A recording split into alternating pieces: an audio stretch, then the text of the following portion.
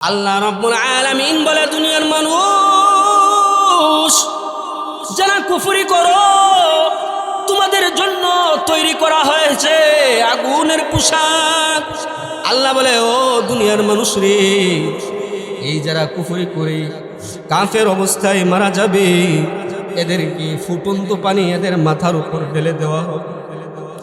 এর দুনিয়ার মানুষ এই ফুটন্ত পানি মাথার মধ্যে ঢালার কারণে পেটের ভিতরে যা কিছু আছে শরীরের চামড়া পর্যন্ত গলে গলে পড়ে যাবে। এদের জন্য লোহার হাতুড়ি নির্মাণ করা হবে। জাহান্নামের যন্ত্রণায় যখন জাহান্নাম থেকে বের হতে চাইবে, আবার ওই হাতুড়ি দিয়ে পিটিয়ে পিটিয়ে জাহান্নামে ফিরিয়ে দেওয়া হবে। আল্লাহ বলছেন, ইন্নাল্লাযীনা কাফারু ওয়া মাতু ওয়া হুম কুফফার فلن يقبل من أحدهم ملء الأرض ذهبا ولو افتدى به أولئك لهم عذاب أليم وما لهم من ناصرين। ও দুনিয়ার মানুষেরা রে, যারা কুফরি করো, যারা কাফের অবস্থায় মারা যাবে, তোমরা যদি কাল কিয়ামতের ময়দানে সারা দুনিয়ার সম পরিমাণ স্বর্ণ মুক্তিপণ হিসেবে দাও, তোমাদের ওই স্বর্ণ কবুল করা হবে না, নেওয়া হবে না। তোমাদের জন্য রয়েছে জাহান্নাম, ওই জাহান্নামের কঠিন আযাব। ওয়ামা লাহুম মিন নাসিরিন, ওই জাহান্নামীদের জন্য কোনো সাহায্যকারীও থাকবে না। ও যুবক ভাইরা আমার, কত কথা বলার মাধ্যমে আজকে আমরা কুফরি করে ফেলি, ঠিক কিনা বলেন? এই জন্য তওবা করার দরকার আছে না নাই? মরণ কখন চলে আসবে কারো জানা আছেনি? অথচ মানুষ আমার জেনে রাখো, ও নওজোয়ান কলিজার যুবক, তোমার মরণের আগে, আমার মরণের আগে 40 দিন আগে আসমানের মধ্যে নাম ঘোষণা হয়ে যায়। সাহাবায়ে কেরাম রাদিয়াল্লাহু তাআলা আনহুম বলতেন, মানুষের মৃত্যুর 40 দিন আগে রূহের সাথে দুনিয়ার সম্পর্কটা আলাদা হতে থাকে। মানুষ সেটা বুঝতে পারে না। মানুষ দিব্যি খাওয়া দাওয়া করছে, মানুষ দিব্যি ঘোরাফেরা করতেছে, মানুষ কত কিছুর প্ল্যান করতেছে, বুঝতে পারে না। অথচ আমার আল্লাহ তাআলা এমন দয়ালু, এমন দয়ালু, আল্লাহ তাআলা চান আমার বান্দা যেন দুনিয়া থেকে খালি হাতে ফিরে না আসে। সুবহানাল্লাহ বলেন না? আমার আল্লাহ চান আমার কোনো বান্দা যেন খালি হাতে দুনিয়া থেকে না আসে রে। এজন্য আল্লাহ পাকের পক্ষ থেকে মৃত্যুর 40 দিন আগে একটা ইশারা হয়ে যায়। সুবহানাল্লাহ। মানুষের মৃত্যুর 40 দিন আগে কেমন হয়? চোখ দিয়ে কারণে অকারণে পানি চলে আসে, নামাজে দাঁড়াইলে পানি চলে আসে, তেলাওয়াত শুনলে পানি চলে আসে। এমনকি দেখবেন মাঝরাতে যখন হঠাৎ ঘুম ভেঙে যায়, তখনও চোখের মধ্যে পানি চলে আসে। মানুষ সেটা বুঝতে পারে না। মানুষ মনে করে হয়তো মন খারাপ। ওলামায়ে কেরাম বলেন, এটা তো মানুষের কান্না না, এই কান্না হলো আত্মার কান্না, এই কান্না হলো রূহের কান্না। কারণ রূহ 40 দিন আগে বুঝে ফেলে আমার দুনিয়ার সফর শেষের দিকে। মানুষ সেটা বুঝতে পারে না। মানুষের মৃত্যুর 40 দিন আগে এমন ঘটনা হয়, দুনিয়ার স্বাদ আনন্দ তিতা হয়ে যায়। কোনো আনন্দ মনে হয় না, স্বাদ আহ্লাদ সব কিছু ফ্যাকাশে হয়ে যায়। যে বন্ধুদের সঙ্গে গতকালকেও আড্ডা না দিলে দিন কাটতো না, আজকে ওই বন্ধুদের আড্ডা অসহ্য লাগে। গতকালকেও যে খাবারটা প্রিয় ছিল, পছন্দের ছিল, আজকে সেই খাবারটা অসহ্য লাগে, তিতা লাগে। ইমাম গাজ্জালী রাহমাতুল্লাহি আলাইহি তার কিতাবের মধ্যে এক বুজুর্গের ঘটনা উল্লেখ করে বলেন, বুজুর্গ যখন মারা যাবে 40 দিন আগে ফ্যামিলির লোকেরা যখন জিজ্ঞেস করলো, আপনি কোনো কিছু খান না কেন? বলে, আমার দুনিয়ার কোনো স্বাদ আহ্লাদ ভালো লাগে না, দুনিয়ার কোনো খাবার ভালো লাগে না। ওই বুজুর্গ 40 দিনের মাথায় ইন্তেকাল করেছেন।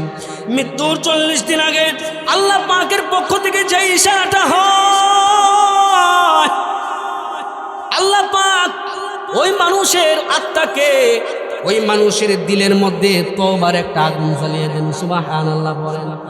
কারণ আল্লাহ পাক চান আমার বান্দাটা যেন তওবা করে পাক সাফ হয়ে আমার কাছে আসে। ওই বান্দার তওবা করার জন্য দিলটা উতলায় ওঠে।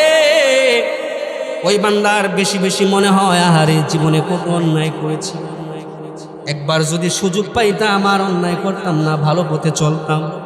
আহারে মা বাবার সঙ্গে কত বেয়াদবি করেছি, মা বাবাকে যদি আজকে পাইতাম মা বাবার পায়ে ধরে মাফ চাই। আহারে মুরব্বীদের সঙ্গে কত খারাপ আচরণ করেছি, আজকে অমুক চাচাটা মারা গেছি, সে যদি দুনিয়ায় থাকতো পায়ে পড়ে মাফ চাইতাম। কত অন্যায় করেছি, এরকম প্রত্যেকটা সময়ে তওবার জন্য, খারাপ কাজের জন্য অনুশোচনা হয়, তওবা করার জন্য মনটা সবসময় দগদগ করে। ওলামায়ে কেরাম বলেন আল্লাহ রাব্বুল আলামিন 40 দিন আগে এই ইশারাটা দেন, কিন্তু আমরা মানুষ বুঝতে পারি না, আমরা মনে করি ডিপ্রেশন, মনের ভুল। তারপর বলে মনটা যেহেতু খারাপ শ্বশুর বাড়ি থেকে ঘুরে আয়, ঠিক কিনা বলেন? মনটা যেহেতু খারাপ ডিপ্রেশনের মধ্যে ভুগতেছি, কক্সবাজার থেকে ঘুরে, ঠিক কিনা বলেন? অথচ আল্লাহ পাকের পক্ষ থেকে এটা শেষ ইশারা। ও ভাইরা আমার, এজন্য মৃত্যুর 40 দিন আগে অপেক্ষা করা যাবে না, ঠিক কিনা বলেন? তওবার ইচ্ছাটা যখন জেগে উঠবে তখন মনে করবেন এটাই হয়তো আল্লাহ তাআলার ডাক। আল্লাহ তাআলা চাচ্ছেন আমি যেন তওবা করে নেই, আমি যেন পাক সাফ হয়ে যাই, কারণ মরণ কখন হবে কেউ জানে না। জানেন কি? আল্লাহ বলছেন ওয়ামা তাদরি নাফসুম মাযা তাকসিবু গাদা ওয়ামা তাদরি নাফসুম বিআইয়ি আরদিন তামুত। আগামীকাল কি অর্জন করবে কেউ জানে না, কার কখন কোন জায়গায় মরণ হবে, কোন জমিনে মরণ হবে কেউ জানে না। জানেন কি? এই জন্য দেখবেন মাঝে মধ্যে অনেক সময় তওবার ইচ্ছা জেগে ওঠে, ঠিক কিনা বলেন? আজকে থেকে যদি তওবার ইচ্ছাটা জাগে, দাঁড়িয়ে যান, 2 রাকাত নামাজ পড়েন, তওবা করেন, যাকে কষ্ট দিয়েছেন ফুল দিয়ে মাফ চান, মা বাবার জন্য দোয়া করেন, মা বাবা যদি দুনিয়ায় থাকে পায়ে পড়ে মাফ চান। কত প্রবাসীরা আছে 10 বছর 15 বছর মা বাবারে দেখে না, ঠিক কিনা বলেন? আরে মিয়া, আপনি তো মা বাবা কাছাকাছি পাইছেন, মা বাবার মূল্য বুঝেন না। মা বাবা যার দুনিয়া থেকে চলে গেছে ওই মানুষের কাছে যা দেখো, আজকে সব সময় মা আছে বাবা আছে পাশাপাশি, এই জন্য মা বাবার কদর নাই, মূল্য নাই। কিন্তু যে সন্তানটা 5 বছর 10 বছর যাবৎ প্রবাসে আছে, মায়ের রান্না খাইতে পারে না, দিন রাত শুধু আফসোস করে, ঠিক কিনা বলেন? যাদের মা বাবা নাই ওইটা তো দূরের কথা, শুধু 5 বছর 10 বছর যাবৎ মা থেকে দূরে, বাবা থেকে দূরে, ওই প্রবাসী ভাইয়ের কাছে যা দেখো, প্রবাসী ভাইয়েরা মায়ের জন্য কিভাবে কান্না করে, বাবার জন্য কিভাবে কান্না করে। এক একটা ঈদ কাটে কিন্তু তাদের ঈদ মনে হয় না। ঈদের সময় নিজেরা রান্না করে খায়, মায়ের রান্না খাইতে পারে না। আর তুমি তো ঈদের দিন মারে পাইতেছি, বাবারে পাইতেছি, ঠিক কিনা বলেন? এজন্য যুবক ভাইয়েরা আমার, তওবার সময় হয়ে গেছি। যদি মনের মধ্যে ইচ্ছা জাগে যে তওবা করতে হবে, ধরে নেবেন এটাই আল্লাহর শেষ ডাক, ঠিক কিনা বলেন? 2 রাকাত নামাজ পড়েন, তওবা করেন, বড়দের কাছে মাফ চান, মা বাবার কাছে মাফ চান, যাকে ঠকিয়েছেন মাফ চান, যার হক মেরে খেয়েছেন হক ফিরিয়ে দেন, যার টাকা মেরে খেয়েছেন টাকা ফিরিয়ে দেন। কারণ 40 দিন আগে আমার নাম ঘোষণা হয়ে যাবে, কখন ঘোষণা হবে বুঝতে পারবো, কিনা বলে? রব্বুল আলামিন বলে দুনিয়ার মানুষ, যে ব্যক্তিটা আমি আল্লাহর সঙ্গে শিরিক করে, আমি আল্লাহর সঙ্গে কাউকে শরীক করে, আমি আল্লাহ তাআলা তার জন্য জান্নাত হারাম করে দেই, নাউজুবিল্লাহ বলেন, তার ঠিকানা হবে জাহান্নাম। ওয়ামা লিয-যালিমিনা মিন আনসার। আল্লাহ বলে ওই জালেমদের জন্য কোনো সাহায্যকারী থাকবে না। আমার পয়গম্বর জানায় দেয় উম্মতে মুহাম্মদের দল, লা তুশরিক বিল্লাহি শাইআন ওয়া ইন কুতিলতা ওয়া হুরনিকতা। ও আমার উম্মতেরা রে, যদি তোমাকে হত্যাও করা হয়, যদি তোমাকে জ্বালিয়েও দেওয়া হয়, এরপরেও সাবধান সাবধান, কখনোই আল্লাহর সঙ্গে শরীক করবে না। এই শিরিক এমন একটা মারাত্মক ভয়াবহ অপরাধ। শিরিক সূচনা হয়েছিল আদম আলাইহিসসালাম এবং নূহ আলাইহিসসালামের মাঝামাঝি সময়। কিতাবের মধ্যে লেখেন, যখন আদম আলাইহিসসালাম পৃথিবীতে আসলেন, নূহ আলাইহিসসালাম, এই দুইজনের মাঝামাঝি সময়ে পৃথিবীতে শিরকের সূচনা হয়েছিল। সেই সময় আল্লাহর নৈকট্যপ্রাপ্ত 5 জন বিশেষ বান্দা ছিল। ওয়াদ, সুয়া, ইয়াগুস, ইয়াউক, নসর, এই 5 জন বিশিষ্ট বান্দা ছিল আল্লাহ তাআলা। এরা যখন দুনিয়া থেকে চলে গেছে, এদের কিছু ভক্ত অনুসারী এদেরকে অনুসরণ করে আল্লাহর ইবাদত বন্দেগীর প্রতি লক্ষ্য রেখে আল্লাহর আনুগত্য অব্যাহত রাখে।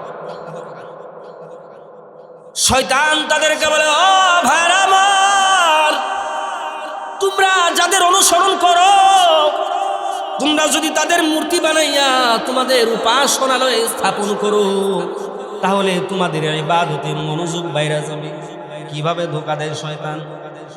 যে বলতেছে তোমরা যাদের অনুসরণ করো তাদের মূর্তি বানিয়ে যদি উপাসনালয়ে রাখো আর ওই মূর্তির সামনে যদি ইবাদত করো, তাহলে ইবাদতের মধ্যে মনোযোগ বাড়বে, ইবাদতের পূর্ণতা লাভ করবে, ইবাদতে একাগ্রতা অর্জন করবে।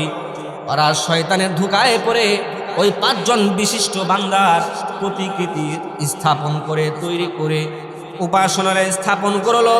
একে একে যখন দুনিয়া থেকে সবাই চলে গেল, দুনিয়ার মধ্যে নতুন এক বংশধর স্থলাভিষিক্ত হলো। এবার শয়তান তাদেরকে বলে, ও আমার ভাইরা, তোমাদের পূর্বপুরুষদের ক্ষুধা এই মূর্তি ছিল। নাউজুবিল্লাহ। এই কথাটা ওই মানুষগুলো বিশ্বাস করে নিল। তখন থেকে এই পৃথিবীর মধ্যে শিরকের সূচনা হয়ে গেল, মূর্তি পূজার সূচনা হয়ে গেল। নূহ পয়গম্বর 9.5 বছর এই শিরকের বিরুদ্ধে, মুশরিকদের বিরুদ্ধে লড়াই করে গেলেন, দাওয়াত দিলেন, দলবদ্ধভাবে, পৃথকভাবে, আলাদাভাবে, প্রকাশ্যে অপ্রকাশ্যে দাওয়াত দিলেন। একবার জাহান্নামের ভয় দেখায়া আল্লাহর পথে আহ্বান করলেন, একবার জান্নাতের নিয়ামত রাজির সুসংবাদ দেখায়া আল্লাহর পথে আহ্বান করলেন, একবার আল্লাহর কুদরতের নিদর্শনা বলে পেশ করে আল্লাহর পথে আহ্বান করলেন। কেউ কোনো কথাতে কর্ণপাত করে না, বরং নূহ পয়গম্বরের গলা টিপে দিয়েছে। নাউজুবিল্লাহ পড়েন। নূহ পয়গম্বরকে প্রহার করা শুরু করে দিয়েছে। আল্লাহর পয়গম্বর নূহ পয়গম্বর এই প্রহারের চুটে অজ্ঞান হয়ে গেছে। মানুষগুলো ভেবেছে মারা গেছে, কম্বল দিয়ে জড়িয়ে তার ঘরের ভিতর দেয়া গেছে। নূহ পয়গম্বরের যখন জ্ঞান ফিরে আসে, সাথে সাথে আল্লাহর দ্বীনের দাওয়াত দেয়, ঈমানের দাওয়াত দেয়, হেদায়েতের দাওয়াত দেয়, আল্লাহর পথে দাওয়াত দেয়। কেউ কথা শুনে না।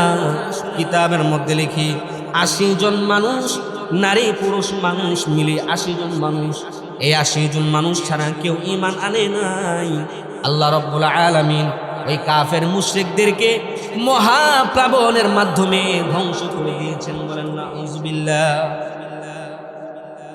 এজন্য শিরিক যারা করবে, এই শিরিক এমন ভয়াবহ গুনাহ, শিরিক যদি সমাজের মধ্যে প্রচলন হয়ে যায়, আল্লাহ তাআলা নূহ পয়গম্বরের 80 জন মানুষ ব্যতীত ঘটনা তো আপনারা জানেন। নূহ পয়গম্বরের যে সাথী বর্গ ছিল, তাদের সাথীদেরকে 80 জন মানুষ ব্যক্তি রেখে সকলকেই মহাপ্লাবন দিয়ে ধ্বংস করে দিয়েছে। তাহলে শিরিক কিভাবে করি, শিরিক কিভাবে হয়, শিরিক কি, শিরিক কত প্রকার, শিরিক কি কি আমাদের জানার দরকার আছে না নাই? শুনবেন তো ইনশাআল্লাহ। শিরিক হচ্ছে 3 প্রকার। এই এখন যে টপিকটা বলবো মনোযোগ সহকারে বুঝবেন, শুনবেন। শিরিক কয় প্রকার মুখস্থ করবেন। এটা কিন্তু দৈনন্দিন আমরা করতেছি। আজকে আমাদের কালিমা আছে, ঈমান আছে, আমরা মনে করছি আমরা ঈমানদার মুসলমান, কিন্তু এমন এমন কাজ করে বসি যার কারণে ঈমান চলে যায়। নাউজুবিল্লাহ। তাহলে শিরিক কয় প্রকার? শিরিক 3 প্রকার। প্রথম প্রকার শিরিক হলো ইশরাক ফি জাতিল্লাহ, আল্লাহর সত্তার সাথে শিরিক। 2 নাম্বার শিরিক হলো ইশরাক ফি ইলমিল্লাহ, আল্লাহর ইলমের সাথে শিরিক। 3 নাম্বার শিরিক হলো ইশরাক ফি কুদরতিল্লাহ, আল্লাহর কুদরতের সাথে শিরিক, আল্লাহর শক্তিমত্তার সাথে শিরিক। প্রত্যেকটা শিরিকই নিন্দনীয়, বর্জনীয়, কোনো শিরিক ছোট না। প্রত্যেক প্রকার শিরিক নিন্দনীয়, বর্জনীয়। প্রথম প্রকার শিরিক ইশরাক ফি জাতিল্লাহ, আল্লাহর জাতের সাথে যারা শিরিক করে এরা হলো মূলত প্রকাশ্যে শিরিক করে। যেমন নূহ আলাইহিস সালামের সম্প্রদায় প্রকাশ্যে শিরিক করত। শুআয়ব আলাইহিস সালামের সম্প্রদায় প্রকাশ্যে শিরিক করত। মক্কার পৌত্তলিক সম্প্রদায় প্রকাশ্যে শিরিক করত। বর্তমান হিন্দু সম্প্রদায় প্রকাশ্যে শিরিক করে। অর্থাৎ এরা একাধিক ইলাহ বিশ্বাস করে, এরা বিভিন্ন দেবদেবীর পূজা অর্চনা করে, বিভিন্ন দেবদেবীকে খোদা মানে। অর্থাৎ একাধিক ইলাহ বিশ্বাস করার কারণে এরা প্রকাশ্য কাফের, প্রকাশ্য মুশরিক, এরা জাহান্নামী। এটা হলো ইশরাক ফি জাতিল্লাহ।